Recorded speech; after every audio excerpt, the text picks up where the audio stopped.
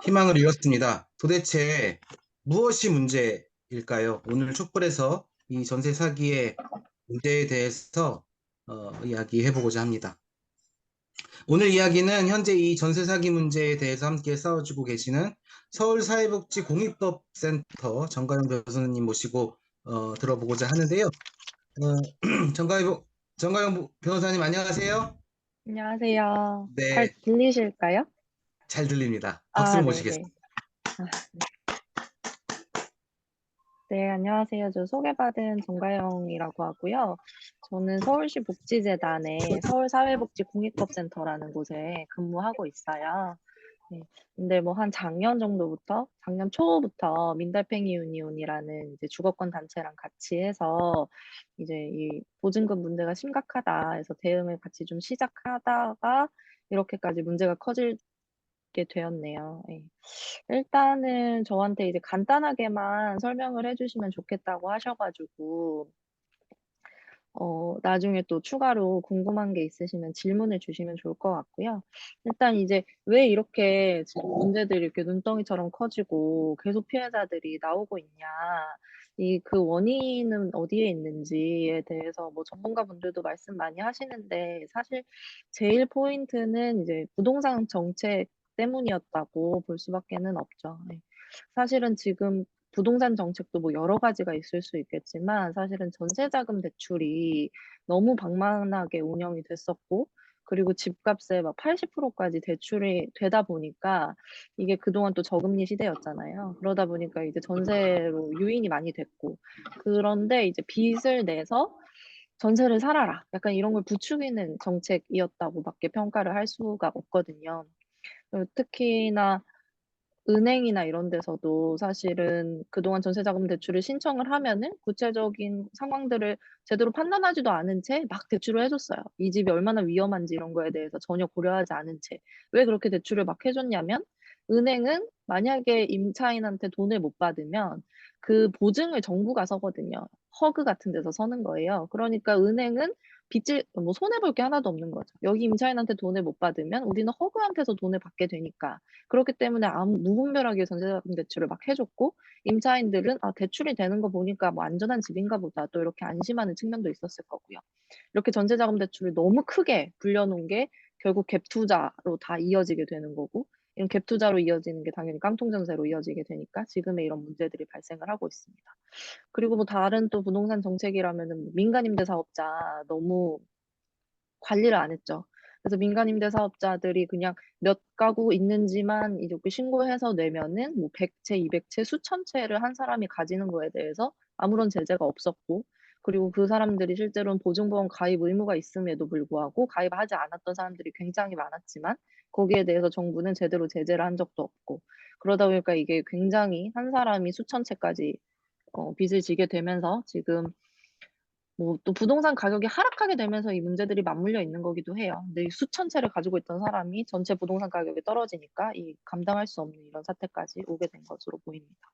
그리고 지금 전세 사기 아주 크게 발생하고 있는 인천 미추홀구라든지 뭐 빌라왕 소위 이런 사람들은 공인중개사들이 다 이제 한편으로 활동을 했거든요. 범죄를 저지르고 있었는데 이런 공인중개사들에 대해서 그간 계속 신고가 있었어요. 뭐 민달팽이 유니온 측에서도 여러 번 신고를 했었고 지자체에. 계속해서 문제가 있다라는 목소리들이 나왔었는데 한 번도 관리 감독이 제대로 된 적이 없었죠.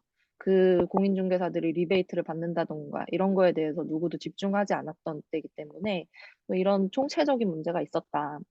그리고 그다음으로 문제가 있다라는 것은 법이 너무 미흡했던 점이 있습니다. 그래서 세입자를 전혀 보호할 수 있는 법이 아니었어요. 구멍이 너무너무 크게 발생되어 있었고 임차인들로서는 아무리 노력을 다해도 알 수 있는 정보가 너무 제한적이었고 이용할 수 있는 제도도 없었고 정보들을 알기 위해서 이렇게 법에 구멍들이 있는 것을 교묘히 악용을 해서 지금 이 사기들이 계속 발생을 한 거니까요. 그래서 주택임대차보호법이 있지만 사실 유명무실할 정도로 아무런 도움이 되지 못했다. 그런 문제가 있습니다. 그래서 지금은 뭐 인천 같은 경우에 지금 한 3천 채 뭐 이런 식으로 터지고 있고요. 강서구 뭐 빌라왕 이런 데 막 1,200채 뭐 이렇게 되고 있고 뭐 동탄, 부산, 뭐 구리, 세종, 뭐 전북 지금 다 터지고 있고 하루에도 근데 거의 매일매일 새로운 어떤 집단, 피해자 집단들이 생길 정도로 지금 엄청나게 무너지고 있거든요. 근데 아마 주택 가격이 계속 하락하는 한 앞으로 향후 2, 3년 동안에는 계속 이 문제는 생길 거고 피해자들 계속 양산될 거다라는 것들이 전문가들의 입장입니다. 그래서 이거는 특별법이 필요하고 장기적으로 이 임차인들을 보호할 수 있는 특단의 조치가 필요하다라는 생각에 이렇게 이 특별법이 만들어지게 된 것도 있고요. 그래서 이 특별법은 뭐 여야가 다 이제 발의를 했죠. 근데 정부 대안으로 어제 본회의를 통과를 했어요. 그래서 이제 다음 주 정도에 공포가 되면은 즉시 시행이 될 예정이고요. 그래서 이 특별법이 생기면 어 정말 이제 피해자분들이 많이 도움을 될 수 있겠다라는 거에서 특별법 제정을 시작을 했는데 막상 만들어지고 난 이후에는 이것저것 대안이 통과가 되면서 빠진 부분들이 굉장히 많습니다. 그래서 아직은 굉장히 미흡한 법이고 그리고 앞으로도 좀 더 개정이 있어야 될 거다. 근데 어쨌든 지금은 1차적으로 통과를 해서 곧 시행을 앞두고 있다. 이렇게 아시면 될 것 같습니다. 한 5분만 말씀하라고 하셔가지고. 네. 여러 가지 말씀을 주셨죠. 일단은 이 과도한 전세 대출 문제, 그다음에 그 임대사업자의 이 관리의 부재 문제, 어, 여러 가지 말씀을 주셨는데 사실 저는 말씀을 좀 들으면서 사실 이것이 집값의 하락으로 우리가 과연 이해할 수 있는 문제인가 이런 생각이 조금 들었어요. 그러니까 지금 벌어지는 말씀하신 그 수천 채의 그 빌라를 갖고 있는 사람들, 그리고 그것을 지은 사람들의 입장에서 보면 명백하게 그, 이 그 건설업자와 그다음에 공인중개사와 그다음에 바지 집주인을 이렇게 내세워서 하는 임대금을 이 보증금을 편취하기 위한 아주 계획적인 범죄로 이해가 되거든요. 그래서 집값이 하락되지 않더라도 지금으로 만들어진 이 성이 이 사기의 성이 과연 집값이 떨어지지 않는다면 무너지지 않을 수 있을까? 저는 이제 그렇지는 않겠다라는 생각이 들어서 사실 이 문제를 아주 조직적이고 계획적인 사기로 이해를 해야 하는 것 아닐까라는 생각이 좀 음. 들었는데 변호사님 어떠신가요? 일단은 지금 막 뉴스에서 나오고 있는 것은 굉장히 조직적이고 악의적인 전세 사기가 맞아요.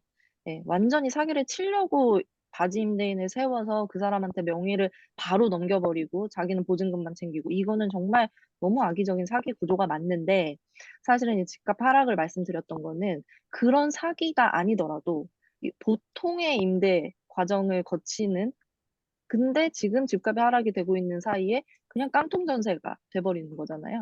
그러니까 한 사람이 한 사람, 그러니까 한 임대인이 한 임차인 계약을 했어도 이런 지금 시장에서는 무조건 이 깡통 전세를 피할 수 없는 거고, 그러니까 이 전세 사기에 굉장히 초점을 맞추는 것도 중요하지만 이거는 그런 정말 사기가 아니라 깡통 전세 전반이 지금 가지고 있는 문제인 거고, 사실 전세 중에 깡통 전세가 아닌 전세는 없어요. 다 깡통 전세죠, 사실. 왜냐하면 집값의 엄청난 그 부분을 어쨌든 보증금이 차지하고 있는 구조잖아요. 그렇기 때문에 이거를 이렇게 사기로만 보기에는 오히려 조금 좁다. 그래서 깡통 전세 전체의 문제다라는 생각입니다. 그러니까 이런 조직적이고 계획적인 어떤 사기의 부분도 일부분도 있지만 네, 그리고 뭐 일부분이든 그게 많은 부분이든 네, 그냥 아주 그 악의적이지 않고 계획적이지 않은 임대인들도 네, 일종의 그 보증금을 받아서 집을 매입했고 근데 집값이 하락했고 그래서 보증금을 돌려줄 수 없는 그런 에, 그 조직적이지 않은 네, 계획적이지 않은 네, 이 전세 이 보증금 반환의 문제들이 계속해서 네, 이제 이 집값의 하락의 네, 문제로 네, 연결되어서 터질 네, 것이다. 굉장히 복합적으로 많은 사례들이 얽혀 네, 있다. 이런 말씀으로 예, 네, 맞습니다. 어찌 이해가 보면 됩니다. 사기보다 훨씬 거대한 깡통 전세라는 판이 지금 펼쳐지고 있는 거죠. 네. 좀, 저희가 이제 뭐 뉴스 보도나 이제 미추홀 강서 이런 것들 외에도 말씀으로 들으면 너무나도 대한민국 사회에 전반에 이 그 위험이 아주 곳곳에 폭탄처럼 숨어져 있고 그게 이제 하나씩 하나씩 임대차 계약이 만료되면서 면 또 하나 터지고 또 하나 터지고 이런 상황으로 이해가 네. 됩니다. 네. 예. 지금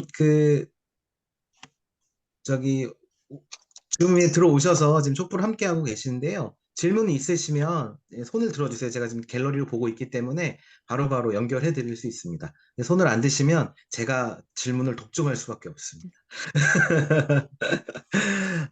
일단은 그 특별법 얘기를 좀 먼저 좀 해보고 싶어요. 네, 저도 이제 특별법의 내용을 봤고, 그 다음에 특별법을 이제 이 안을 만들어가지고 그 안을 공개하고 또 그 피해자들이 그 안에 반대하고 뭐 시민사회단체도 마찬가지죠. 그런 과정 안에서 보면 일단 통과된 특별법에서 피해자들이 원했던 건 두 가지였던 것으로 보여요. 일단은 최우선 변제금이 보장될 수 있도록 하는 문제.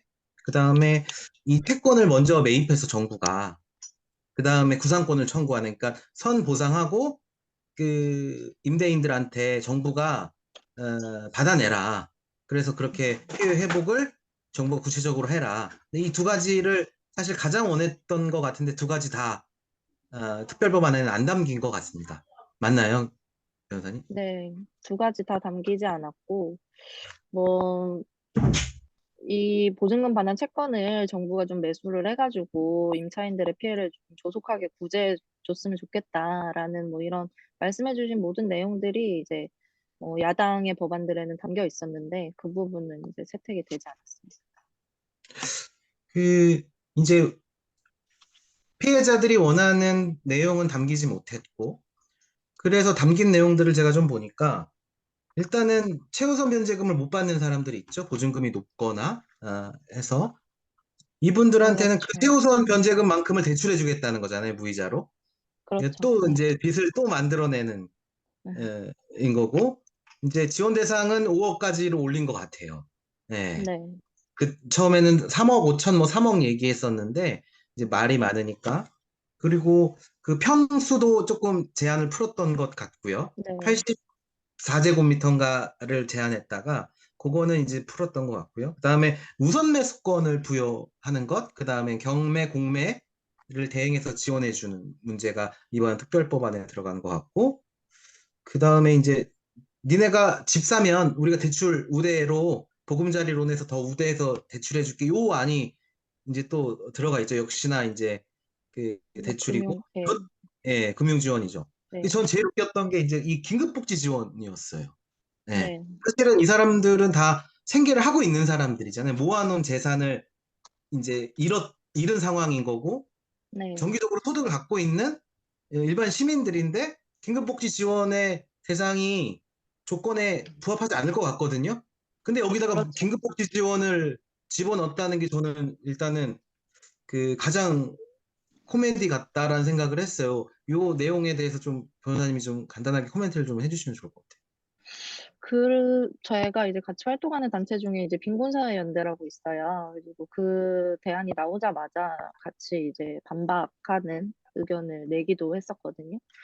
다들 아시겠지만 긴급복지는 정말 소득 기준이랑 재산 기준이 일반 빈곤층들도 받기가 까다롭게 되어 있는데 지금 이 피해자들은 대부분 20, 30대 젊은 층이라서 다들 소득이 있으세요. 소득은 있는데 이런 분들에게 이제 이 긴급복지를 지원하겠다. 마치 정말 뭐 돈을 주는 것처럼 그냥 뭐 이런 식으로 호도하면서 이런 복지 대책도 우리가 만들었다라는 식으로 얘기하는 건 정말 어이가 없죠.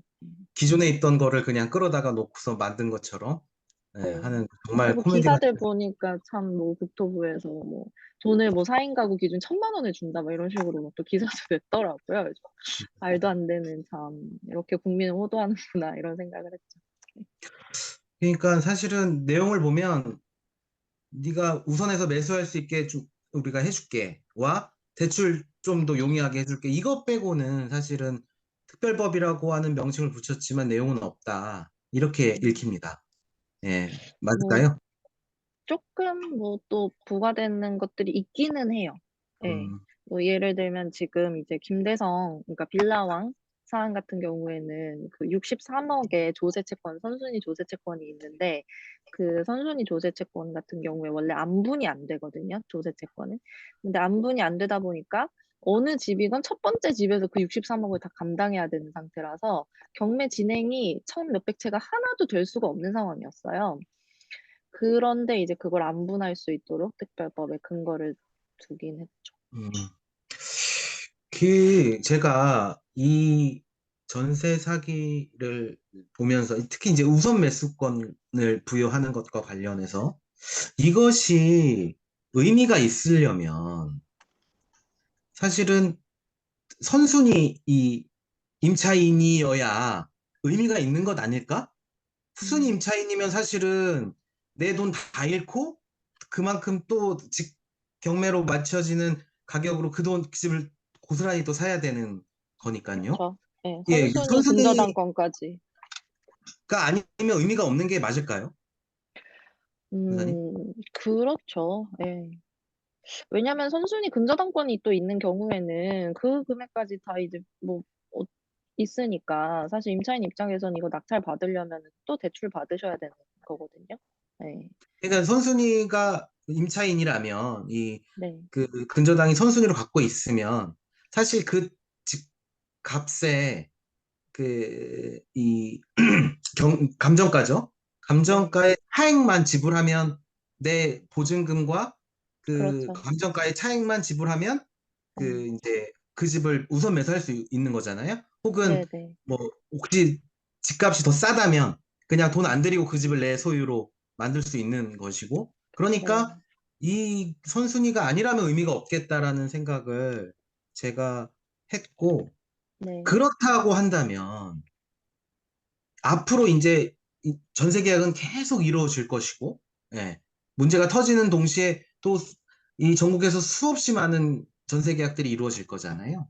이런 전세 계약들이 이어지는 와중에 피해자가 없으려면 이 어떤 것들이 사실은 우리가 필요할까 이런 고민들이 들어요. 물론 이제 국토부 장관은 전세 없애겠다 뭐 이런 이야기들도 음, 했다가 오늘은 다시 이제 없앤다는 얘기는 아니다 이렇게 말을 바꾼 것 같더라고요. 그래서 그 중요한 이 전세 제도를 운영함에 있어서 중요한 이 것 중에 하나가 뭐 중개인이든 집주인이든 당신이 선순위 임차인인지를 확인시키는 요게 아주 법률적으로 의무화되어야 해서 리스크가 있어도 내가 계약할게 확인했어. 이런 과정들이 반드시 있어야 되는 것 아닐까? 이런 생각을 제가 좀 했습니다. 음, 변호사님 어떠세요? 이 전세 제도의 향후 운영에 대해서 우리가 피해자를 더 양산시키지 않으려면? 저는 개인적으로는 전세 제도 자체가, 저도 전세를 살고 있기는 한데, 전세 제도 자체가 없어져야 된다고 보는 입장이기는 해요. 네. 왜냐면 정말 알지도 못하는 사람에게 엄청난 돈을 그냥 사금융 해주는 거거든요, 임차인이. 이거는 사실 너무 이상한 구조라서 사실은 없어지면서 이제 월세를 어느 정도, 그러면 월세가 너무 비싸지니까 이제 국민들의 원성이 큰 건데, 그거에 있어서 이제 뭔가 뭐 기준을 좀 둔다든지 이러는 게 제일 이제 이상적이지 않을까라는 생각이 들고요. 근데 그러지 않는 한 현재 전세가 계속되는 한에서는 제가 봤을 때는 일단은 뭐 그 저희가 그런 거 있잖아요. 뭐 대출을 할 때 뭐 LTV라든지 이런 것들이 있죠. 퍼센트를 제한하고 있는 것들이 있는데 거기에 보증금이 안 들어가요. 은행권 대출이 몇 퍼센트 이런 식으로 들어오는데 사실 이 보증금도 채무잖아요, 임대인한테는. 그래서 전체 그 집값의 일부까지만 대출이 되는 거를 보증금도 포함해서 생각을 해야 된다. 그래서 만약에 보증금이 거기 껴있다면은 더 이상 대출은 받지 못하게 뭐 이런 식으로 설정을 한다든지. 그리고 또 공인중개사 의무가 굉장히 강화돼야죠. 근데 공인중개사들이 지금도 그런 설명 의무는 당연히 법에 있어요. 공인중개사법에. 당연히 그런 선순위 근저당 설명해줘야 되는 의무는 있는데, 문제는 이게 처벌이 안 되고, 그리고 그 당시에 임차인들이 공인중개사가 하는 말을 하나하나 녹취하지 않는 이상 증거가 없어요. 그러다 보니까 사실은 처벌이 어렵죠. 근데 그 부분에 있어서 뭔가 안전장치들을 두고 처벌을 강화하고 하는 게 도움이 될 수 있을 것 같습니다. 그러니까 저도 이제 임대차 계약을 하면서 느낀 게 이제 그 계약서에 나의 이 채권이 이 순위가 어떻게 되는지 선순위인지 아닌지를 확인했다라고 하는 그 계약서 안에 의무적으로 이게 반드시 들어가야만 이 어쨌든 언젠가는 없어져야 된다라고 하는 그 변호사님 말씀을 그 하더라도 현재 어쨌든 있는 제도 안에서 보면 음. 그것이 반드시 의무화돼야 되는 것 아닌가.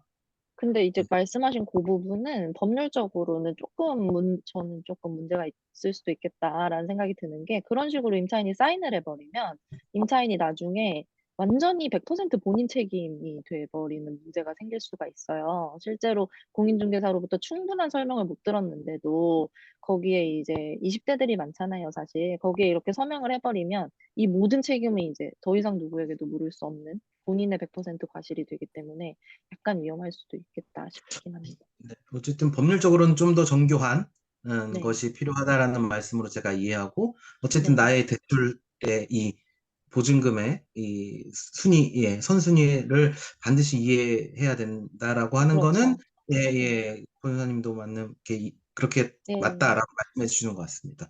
네, 네, 지금 이제 손 드시는 분이 없어서 제가 계속 할 겁니다. 네.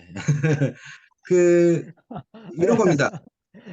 그렇게 네. 그냥 이게 그렇게 하면 끝까지 이제 김 원장님이 계속 하게 되니까 아니, 아니, 그렇지 않습니다. 예. 손만 예, 드시면 제 말은 바로 끊겠습니다. 네. 그러니까 이게 한 분 공백이 한 생기는 걸 분씩 원하지 않아서 그래요, 오디오에. 한 분 한 분씩 궁금한 게 있을 수 있으니까 손을 안 네네. 들더라도 네. 말씀을 좀 청하면 어떨까 싶어요. 이게 어, 보통 사람들을 만나다 보면은 어, 세금 가지고 그 길을 지원하는 거가 맞냐? 그게 이제 저거죠. 채권 매입에 대한 그걸 혈세 투입이다. 그렇게 얘기를 하는 사람들이 꽤 있어요. 그러니까 이제 그게 이제 국토부 장관이 모든 사기는 평등하다. 이 사기에 대해서만 우리가 특별 지원을 하게 되면 다른 사기 사건도 다 국가가 그것을 피해를 뒤쫓아다니면서 처리해야 되는 이런 선례가 생기기 때문에 이건 위험하다라고 얘기했는데 많은 국민들이 이거에 대해서 비슷한 끄덕끄덕 한단 말이죠. 근데 음, 이건 일반 사기와 다르고 또 이것이 혈세가 그냥 밑바닥에 물 붓는 것처럼 그냥 붓는 게 아니다라는 얘기를 사람들이 잘 몰라요. 그 부분 좀 설명을 해 주시면은 네. 네. 그 민주당에서 발의한 법안을 저랑 이제 다른 변호사님 한 분이랑 같이 작업을 한 거였는데, 음, 입장에서 굉장히 억울했던 게 저희가 만든 법안은 혈세를 쓰는 법안이 전혀 아니에요. 네.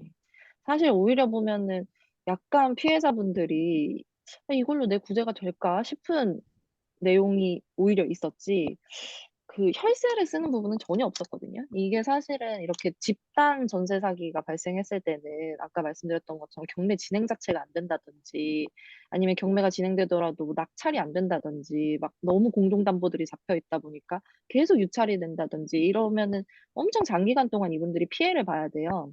그래서 사실은 민주당에서 낸 법안도 뭐였냐면 어차피 임차인분이 플러스 이렇게 받으실 수 있는 경매를 통해서 받을 수 있는 돈 그만큼만 정부가 먼저 줘서 이분들을 조금 안전하게 해드리고 그 정부는 그 경매를 조금 기다렸다가 그 경매 과정에서 정부는 돈을 회수한다라는 게 사실 그 보증금 반환 채권 매입의 내용이었거든요.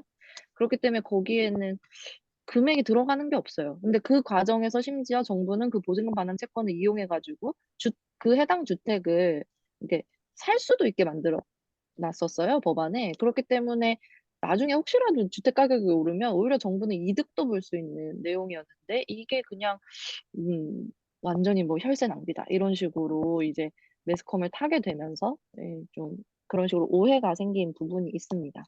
심상정 의원실에서 낸 법안에는 있었어요. 50%. 그러니까 이분이 하나도 경매 과정에서 남는 금액이 없다고 하더라도 50%까지는 지원을 해주겠다라는 내용이 심상정 의원실에서 있기는 했는데 이제 조금 민주당과 법안도 다 그렇다. 이거 완전 혈세 쓰는 법안이다. 이런 식으로 좀 오해가 된 부분이 있고요.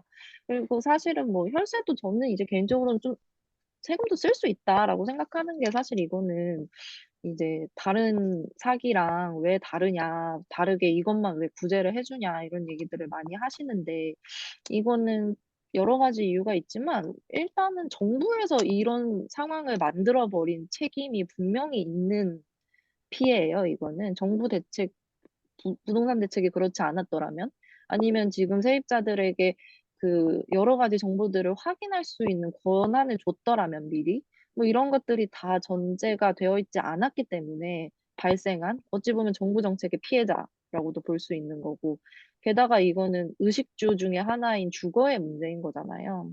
그 주거의 문제는 뭐 저희가 뭐 음식 같은 것도 뭐 다른 가격은 상품에 대한 규제를 하지 않더라도 먹거리는 규제를 또 하거든요. 이게 굉장히 기본적인 의식주이기 때문에 사실은 이거에 대한 피해는 분명히 어느 정도는 뭐 세금을 쓰더라도 지원을 해주는 게 맞지 않을까 싶고요.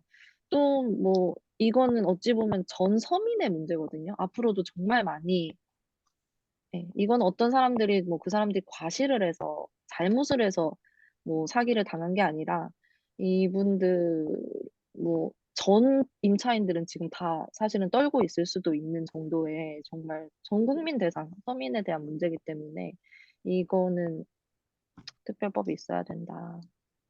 라고 음, 생각하는 입장입니다.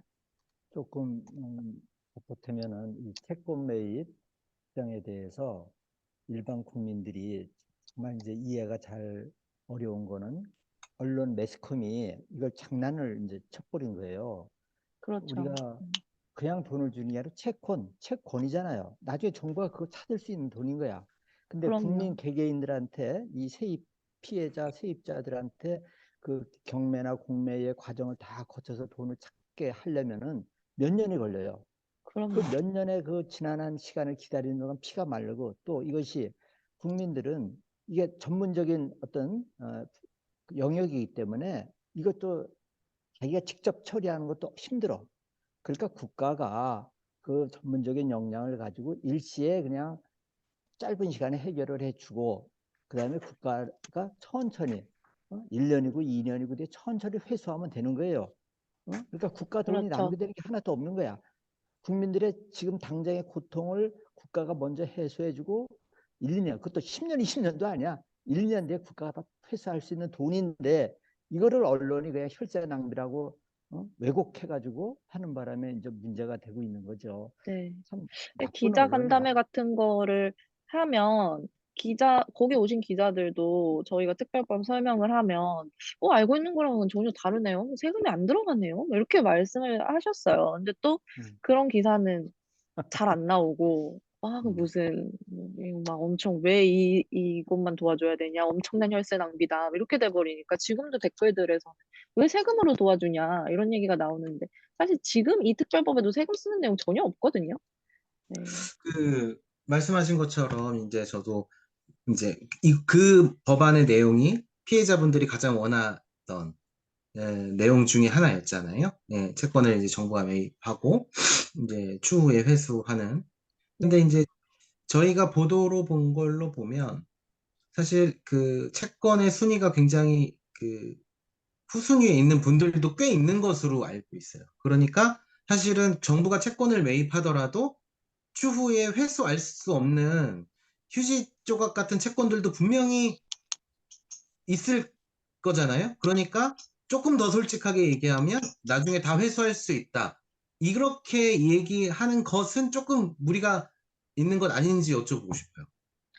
그거는 사실 그래서 아까 제가 임차인분들이 오히려 이게 우리한테 도움이 되나라는 말씀을 하셨다고 한 게 뭐냐면 휴지는 그 법안, 민주당 법안에서는 휴지는 구입하지 않아요. 그리고 음, 선순위가 있으면 선순위를 빼고, 다 빼고, 이분이 경매를 통해서 받을 수 있는 그 금액을 주겠다는 거지, 여기에 돈을 보태서 주겠다는 건 전혀 아닌 법안이거든요. 그래서 사실상 완전히 선순위가 너무 금액이 커가지고 받을 게 하나도 없으신 분은 사실상 그 법안에서도 받으실 수는 없는 법안이긴 했습니다. 그- 그렇게 이제 법안이 만들어지고 그런 것들을 피해자분도 원했다고 한다면 어쨌든 사람들이 이해하고 있는 것처럼 전부 다 책임져 달라라고 지금 피해자들이 이야기하고 있는 것은 절대 처럼. 네, 예, 아니, 아닌 거죠. 그렇지가 네. 않아요. 네, 그리고 사람들이 얘기하는 것처럼 사인 간에 이루어지는 이 사건에 대해서, 이 상황에 대해서 일정 정도 정부와 피해자가 책임을 나눠서 지는 그런 형식의 지금의 그 특별법들을 만들고자 하는데 오히려 피해자들이 다 보상해달라 정부한테 라고 얘기해서 사람들의 이 감정을 이걸 지켜보는 다른 시민들의 감정을 흐트러 놓는 이 일종의 언론 플레이 같은 느낌이 있다라고 우리가 이해를 해야 될 것 같은데 네. 어떠신가요? 예. 피해자분들도 사실 만나서 뭐 얘기해보면 뭐 내 돈 뭐 보증금 100% 달라 이렇게 말씀하시는 분 없으세요. 네. 본인들도 다 어느 정도밖에 받을 수 없고, 구제할 수 없고, 잃는 부분이 있다라는 건 다 받아들이고 계세요. 근데 너무 언론에서 지금 피해자분들이 막 억지를 부리는 것처럼 기사를 내고 있으니 그게 문제죠. 저도 이제 그런 이제 보도와 실제 내용이 다른 것들을 조금 보고 네, 와 진짜 나빴다 이런 생각을 그쵸. 에, 에, 그러니까 본인이 만약 그 입장이라고 한다면 그 기사를 쓰는 본인이 그 말을 하는 음, 본인이 자신의 전 재산을 당장에 잃었고 거기다가 엄청난 대출까지 떠안고 또 거기서 대출을 받아서 자기는 집을 계약했을 뿐인데 임대를 저는 정말 무너지겠다 이런 생각이 안 들 수가 없어서 네, 정말 너무 화가 났습니다. 네, 어, 피해자들이 이제 증언하는 거 보면은 지금 말씀 중에 연결지면 두 가지예요. 하나는 정부가 도와달라라고 하는 거는 국가가 할 수 있는 것만큼 그만큼은 도와달라는 얘기야.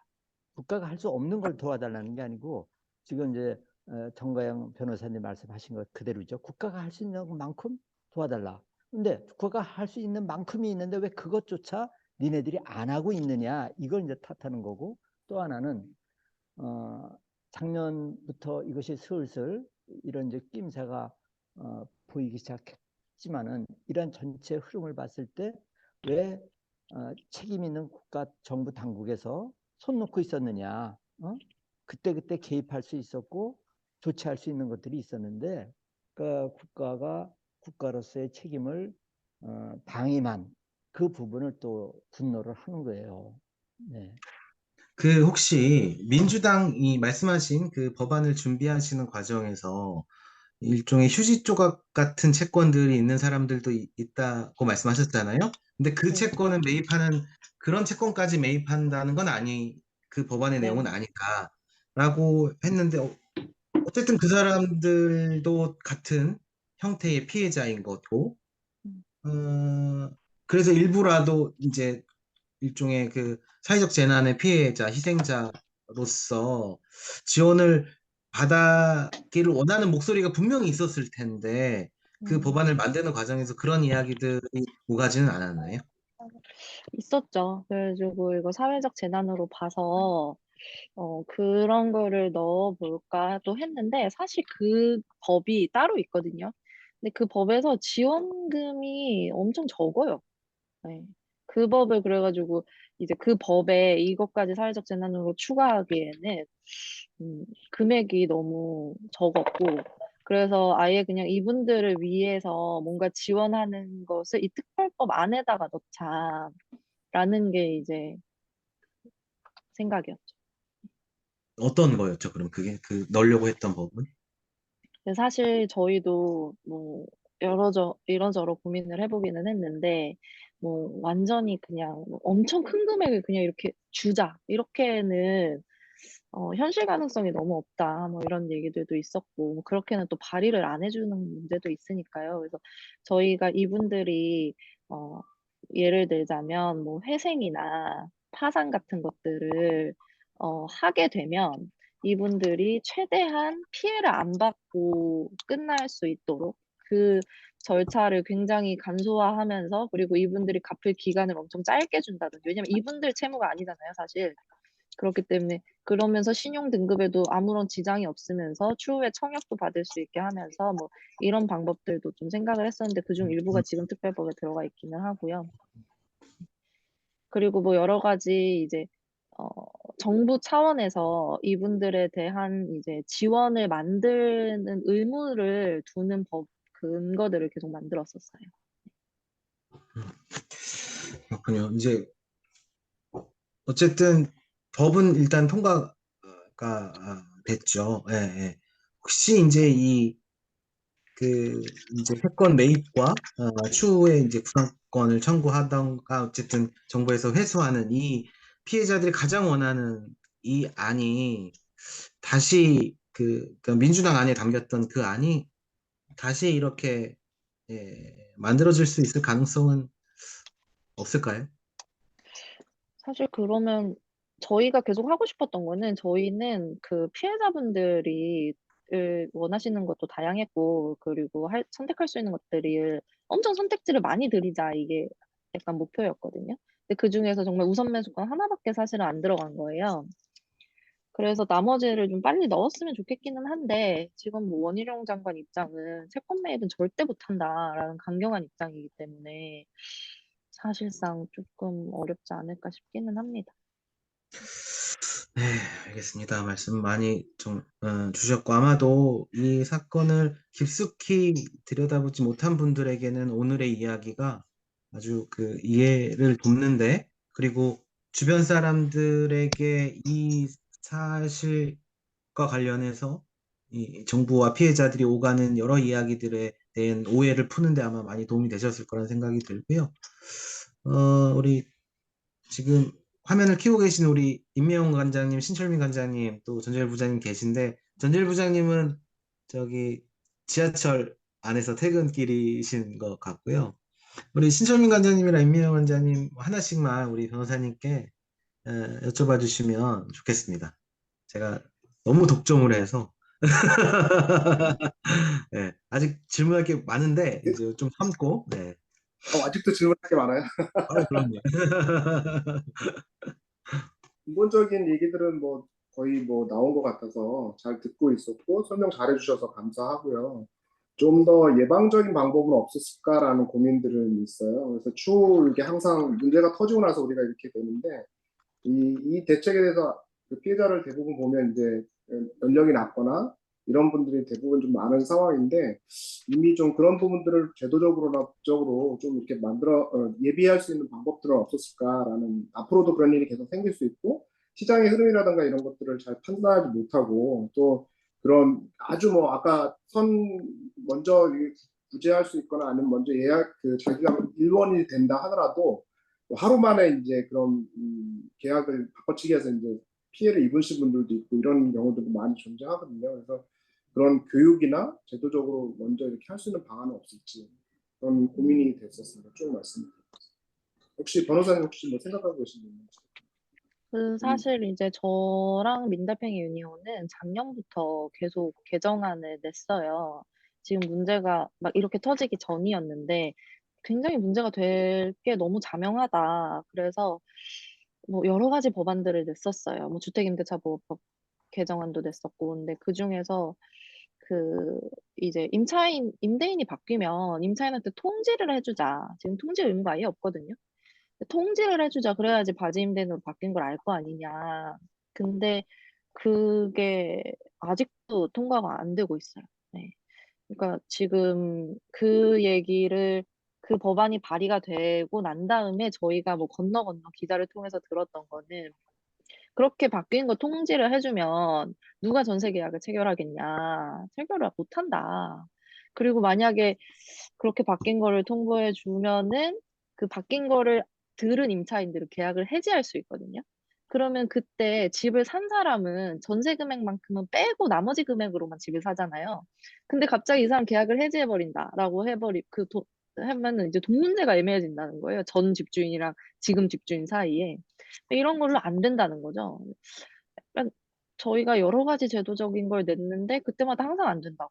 했었고 지금도 계속 안 된다라고 하고 있어서 약간 누구의 편에 있는 것인지 되게 궁금한 적이 많았고요. 그래서 저는 꼭 통과돼야 될 법 중에 이제 제도 개선 중에 하나는 이제 통지하는 거 예, 돼야 된다고 생각을 하고 그리고 20대 분들이 피해가 많을 수밖에 없는 게 이분들이 이제 전세 계약 체결 경험도 없고 그렇다면은 반드시 중개사가 어, 설명을 잘 해줘야죠, 임차인 편에서. 근데 보통의 공인중개사 분들은 대부분 임대인 편이거든요. 그래서 사실은 뭐, 임대인, 임차인, 공인중개사를 각자 세울까? 뭐 이런 생각도 잠깐은 해보기는 했었는데, 공인중개사 쪽에 많은 제도적인 보완이 좀 있어야 되지 않을까라는 생각이. 그리고 형사상의 사실은, 처벌을, 네, 예, 형사상의 처벌을 아주 과도하게, 예, 그렇죠. 네네네. 바로 그냥 그런 식으로. 체가망신하게. 이제 자격증을 그냥 뺏어버린다거나 바로 그냥 원 스트라이크 아웃 이런 식으로 가게 되면 참 좋을 것 같은데 그런 문제가 있을 것 같고요. 그리고 임차인들이 정보가 진짜 없어요. 최근에야 비로소 이제 미납 국세랑 미납 지방세 확인하게 됐는데 그것도 사실 진짜 오래 걸린 거거든요. 그리고 악성 임대인 공개도 사실은 훨씬 좀 더 폭넓게 돼야죠. 네. 그래야지 그 사람들도 피할 수 있으니까. 야, 정말 어마어마한 일입니다. 네, 임미영 관장님도 질문 하나 좀 해주시면 좋겠습니다. 근데 질문을 뭘 알아야 하잖아요. 저 지금 설명을 많이 해주셔가지고 저도 새롭게 또 이해하게 된 것도 있는데 그냥 저는 질문이라기보다는 질문이긴 하죠. 근데 이게 변호사님한테 질문인가 싶긴 한데 그냥 쭉 들으면서 그래 세금이 들지 않고 지금 그렇게까지 얘기가 돼서 법안이 발의가 되는 건데 그걸 안 하겠다고 하는 근본적인 이유가 뭐지? 뭘 바라고 무엇 때문에 지금 정권에서 정부에서는 혹은 지금 여당에서는 왜 그렇게 얘기를 할까라는 게 너무 궁금한 거예요. 실질적으로 안 할 이유가 없는 거잖아요, 대책이. 본인들에게도 지금 어쨌든 이 상황 속에 빠져 있는 많은 대다수의 국민들한테 오히려 제대로 선도하고 제대로 얘기하고 우리가 이런 정책을 한다라고 했을 때 환영을 받을 만한 얘기들인 건데 언론 플레이를 하면서까지 그렇게 하는 그 저변이 도대체 뭐지? 라는 생각이 실은 전 너무 궁금한 거예요. 도대체 뭘 바라고 이 정권이, 이 정부가, 혹은 이게 정권인지 이 정부가 그런 건지 무엇을 바라는 걸까라는 생각이 실은 저는 그게 너무 궁금해요. 지금으로서는 오히려 듣고 나니까. 모르면 몰랐을 거고, 혹은 사기가 일반적인 사기하고는 같지 않아까지는 동의가 됐었고, 근데 그게 왜 그렇게 해야 되는지를 설명을 하라고 하면 지금 설명이 안 됐었는데, 그 과정을 오늘 변호사님의 얘기를 통해서, 누군가 나한테 이거에 대한 질문을 하면 내가 조금 더 적합하게, 적절하게 대답을 할 수 있고, 오히려 설득을 할 수 있겠어. 지금 뭐가 잘못되고 있는지, 저는 오히려 그게 됐는데, 그러면 왜 그렇게 되지라는 이 근본적인 거에 대해서는 그게 굉장히 궁금해지네요. 저도 되게 근본적으로 왜 그러는지를 잘 모르겠기는 합니다. 근데 뭐 그냥 민주당 법안 주요 내용이 그냥 싫었을까? 뭐 이런 생각도 좀 있고요.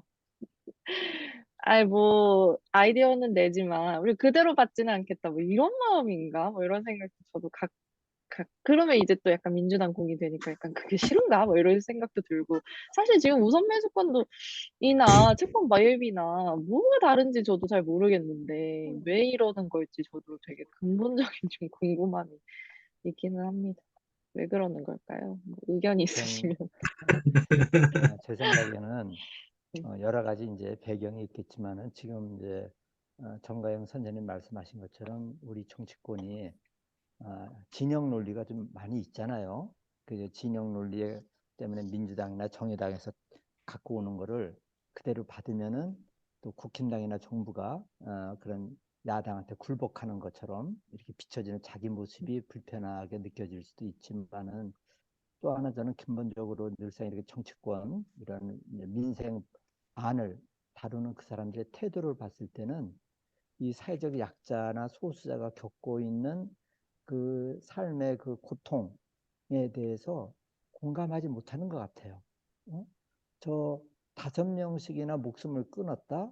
얼마나 절박하고 희망이 없으면은 목숨을 끊었을까? 어? 그리고 자기의 전 재산, 전 생명과도 같은 전세 보증금이 하루아침에 날아가 버렸는데 이 사람들이 수천 개의 벼랑 끄트머리에 이제 서가지고 지푸라기라도 잡자고 그 하나하나의 지원 정책들을 요구를 하는데 그거를 귀를 막고 있다, 외면한다, 말도 되지 않는 이 가짜 뉴스를 하면서 안 한다고 하는 거는 이런 인간에 대한 그 고통의 문제에 대해서 공감하지 못하는 그런 게 난 더 크다고 봐요. 그러니까 이 아주 사람이 못된 거지, 사람이 안 된 거지. 응? 어, 네, 예. 국회에 있는 이 정치인들이 특히 정치를 못한다라는 이제 생각이 드는 거예요. 우리가 이제 교회사당 그 중앙계단에서 기자회견을 2번 했는데 한번 그 이제 진보당의 의원이 말하는 때 이제 그런 얘기를 했어요. 국민의 눈물을 닦아주는 것이 정치인데 왜 국회가 정치를 안 하고 있습니까? 이런 얘기를 하는 거예요. 그렇죠.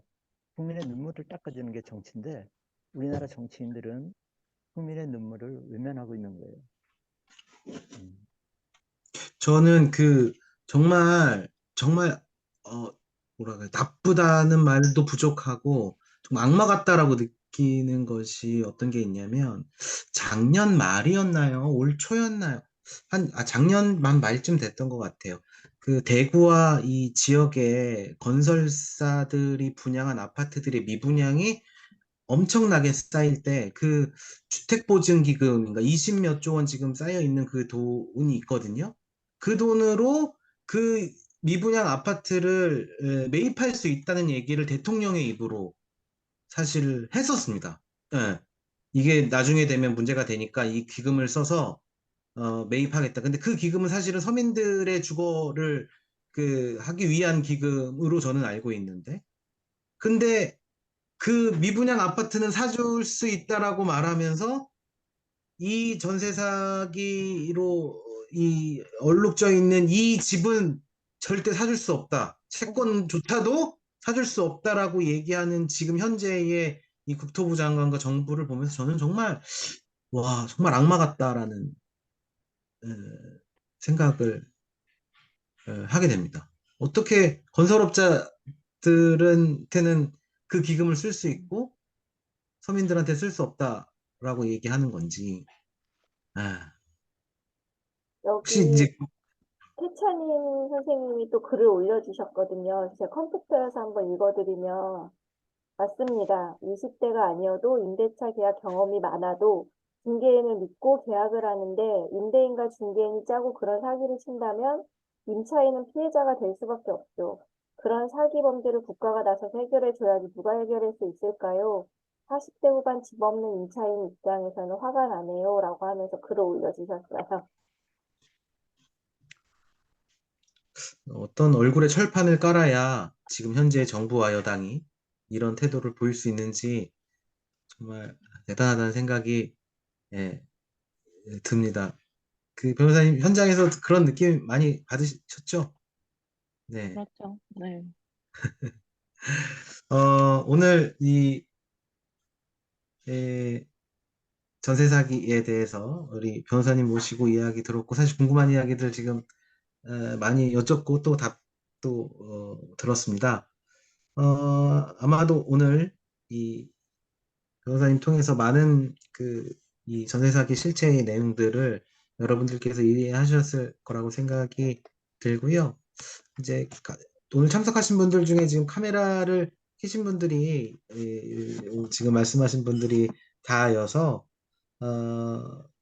오늘은 우리 대표님의 마무리 말씀을 듣고 오늘 촛불 한번 닫아보려고 합니다. 혹시 변호사님 마지막으로 해주실 말씀 있으실까요? 오늘 좀 이렇게 초대해 주셔서 너무 감사드리고요. 뭐 앞으로도 특별법은 계속해서 변화가 필요한 법이에요. 그래서 많이 이해해 주시고 주변에도 많이 말씀해 주시고 해서 이렇게 운동에 힘을 실어 주셨으면 좋겠습니다. 네, 오늘 좋은 말씀 너무 감사합니다. 시간 내주셔서 또 감사드리고요. 마지막으로 세상을 바꾸는 사회복지사 이명묵 대표님 모시고 예, 닿는 말씀 듣겠습니다. 대표님. 네, 네네. 먼저 저희 복지국가 촛불 초대에 흔쾌히 응해주신 정가영 선생님 고맙습니다. 네, 책 잘 들어갔어요? 네. 아, 오늘 받았습니다. 네, 아니 그 법률 전문가라서 그 사회법 책을 보내드렸어요. 아마 좀 네. 사회운동 하는데 도움이 될 것 같습니다. 네, 독일은 감사합니다. 너무 잘 아시겠지만 사회법 역사가 꽤 있고 그것이 이제 민생을 지탱해주는 이제 법 체계인데 우리나라 사회법이 좀 취약하잖아요. 그래서 그걸 보시고 더욱더 네. 힘내주시기 바랍니다. 네, 어, 오늘 이제 이렇게 우리가 전세 사기 사건을 듣다 보면은 이게 생소한 이제 언어들이 있어요. 그러다 보니까 좀 이해에 좀 어려운 점도 있고 그런데 오늘 말씀 나온 것 중에 저게 있었습니다. 안분이라고 하는 거 이게 무슨 아, 말인가 하실 텐데 네.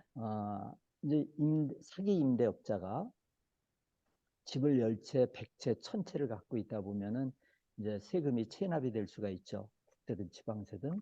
그게 아까 이제 잠깐 예를 들어주셨는데 예컨대 그 사람이 체납된 세금이 10억이다, 100억이다. 그러면 현재 법에서는 첫 번째 그 주택을 또 사는 사람이 그 세금을 다 물어내야 돼요. 그 사람의 세금을. 근데 안분이라고 하는 거는 100채면은 100분의 1,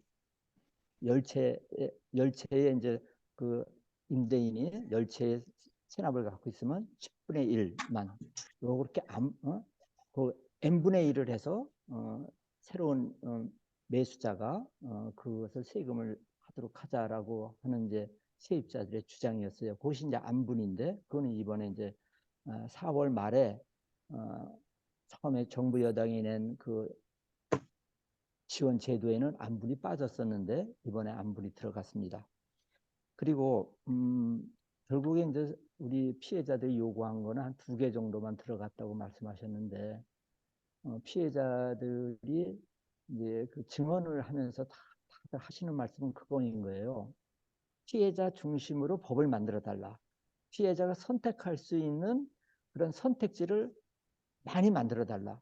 이 지원 원칙과 방안이 2개, 3개, 5개로 한정이 되면은 흔히 말해서 사각지대가 너무 많아진다 이거야. 그것에 적용받지 못하는 피해자들이 너무 많아지니까 이거 눈에 불보듯 뻔하다는 거죠. 그러니까 지금 이번에 어제 통과된 특별법으로 정말 도움받을 수 있는 피해 가구는 전체 피해 가구의 몇 분의 몇이 될까? 10%나 될까? 20%나 될까? 이거 우리 따져봐야 돼요. 그러니까 처음에 4월 말에 정부 여당이 첫 번째로 내놓은 그 대책에서는 피해자들이 분노한 거는 그거 6가지 요구 조건을 충족시켜서 비로소 피해자로 인정받을 수 있는 가구는 10%도 안 된다. 그럼 90%를 너희들이 외면하는 거 아니냐. 이러고 이제 화가 났던 거예요. 그러니까 상황이 다 다르잖아요. 그래서 모든 상황에 처한 피해자들이 모두 다 지원받을 수 있도록 그 피해자라고 하는 자격 조건, 피해 지원받을 수 있는 요건들을 좀 다양하게 이렇게 설치를 해서 사각지대를 최소화하자. 이런 것이 아주 간절한 요구사항이었습니다. 근데 이번 특별법이 또 그런 것들을 또 외면했다라는 점에서 아주 가슴이 아프고 그래서 오늘 또 낮에 그동안은 우리가 여의도에서 투쟁을 했는데 오늘은 용산 대통령실 집무실 앞에서 또 한번 기자회견을 하면서 그런 이제 특별법의 모자른 점, 부족한 점에 대해서 호소를 했습니다. 이것이 세월호보다는 적다고 말할 수 없고 이태원보다는 적다고 말할 수가 없는 거예요. 사망하신 분은 5사람이지만은 오늘 죽을까 내일 죽을까를 날짜를 보고 있는 사람들이 있다는 얘기입니다. 수천 명, 수만 명의 피해자들이 날짜를 보면서 지내고 있는데 이것이 어떻게 사회적 재난이 아니라고 말할 수 있는지. 그리고 우리가 하나 놓치고 있는 게 지금 이제 대책위도 그렇고 그 허그라고 해서 주택도시보증공사입니다. 이것은 이제 국가기관이라고 보면 되는 거예요. 여기서 당신이 세입자로서 보증금을 내고서 계약을 하셨는데 나중에 무슨 일이 있으면은 저희가 책임져 주겠습니다 하고서 보증을 서주는 거예요. 그럼 이 보증을 선 이 사람들의 책임을 우리가 물어야 되걸랑? 왜 너희들이 그런 부실한 물건에 대해서 보증을 섰고, 또 하나 보증을 섰으면 보증선 책임을 너희들이 다 해서 너희들이 다 책임을 져야지 라고 하는 이 허그에 대한 문책을 해야 되는데, 이 문책 정도가 지금 조금 보면은 약한 것 같아. 그래서 우리가 앞으로 투쟁을 할 때는 이 허그에 대한 문책도, 법적인 문책을 강하게 해야 되겠다는 생각이 들고, 결국 한국 사회에서 이 주거권이라고 하는 인식 규범이 자리 잡지 못한, 허술하다 보니까 이런 문제까지 막 이제 생긴 것 같아요. 그래서 우리가 우리 집걱정없는 세상 연대가 이제 국회의원실하고 공동으로 6월 20일 날 무주택자의 주거권 보장 토론회를 합니다. 이거는 이제 현안 토론회라기보다도 내년 4월이면 총선이 있잖아요. 그래서 2024년 총선 때 우리가 무주택자의 주거권 보장, 주거 정책을 어떻게 이제 디자인할 건가, 이런 전제에서 토론을 합니다. 뭐 그거는 이제 더 많은 시간이 걸리겠지만은 우리가 가슴 아픈 거는 아까 얘기했다시피 오늘 금요일 많은 직장인들이 이제 집으로 퇴근을 하면서 가장 이제 행복하죠. 금요일이고 또 나의 이제 보금자리 가족이 있는 집으로 이렇게 퇴근을 하는데, 지금 이제 전세 사기 피해자들은 집이 그렇게 가족이 행복한 보금자리가 아니고 우리 가족이 죽느냐 사느냐의 지옥의 구렁텅이인 거예요. 이게 너무 가슴이 아픈 거죠. 그래서 사회적 약자, 소수자의 곁에 서겠다고 하는 사회복지사들부터라도 이런 사회적 재난에 대해서 관심 갖고 지켜보면서 우리가 힘이 닿는 데까지 힘을 보태면서 그들의 손을 잡아주길 바랍니다. 네. 고맙습니다. 네, 감사합니다. 금요일 저녁 이번 5월의 촛불은 전세 사기로 이야기했습니다. 좋은 주말 연휴 되시고요. 또 이 전세 사기 문제에 우리 사회복지사 분들의 힘을 보태주시기를 부탁드리면서 오늘 촛불 닫겠습니다. 정가영 변호사님 그리고 참여해주신 사회복지사 여러분들 진심으로 감사드립니다. 다음에 뵙겠습니다. 감사합니다.